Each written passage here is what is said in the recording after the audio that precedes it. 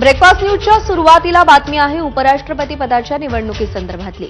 देशाला लवकरच उपराष्ट्रपती लाभणार आहेत। आज होणाऱ्या उपराष्ट्रपती पदाच्या निवडणुकीसाठी एनडीए आणि इंडिया आघाडी दोन्ही गटाची जोरदार मोर्चेबांधणी सुरू आहे। सकाळी 10 वाजता मतदानाला सुरुवात होईल आणि संध्याकाळी उशिरापर्यंत निकाल जाहीर होण्याची अपेक्षा आहे। एनडीएच्या वतीनं सीपी राधाकृष्णन तर इंडिया आघाडीच्या वतीनं निवृत्त न्यायमूर्ती बी सुदर्शन रेड्डी यांना उमेदवारी देण्यात आली आहे। मात्र रेड्डी यांना निवडणुकीआधीच मोठा झटका बसलाय। बीआरएस अर्थात भारत राष्ट्र समितीचे 4 राज्यसभा खासदार आणि बीजेडीच्या 7 खासदारांनी मतदानाला गैरहजर राहण्याचा निर्णय घेतलाय। त्यामुळे इंडिया आघाडीला हा मोठा धक्का मानला जातोय।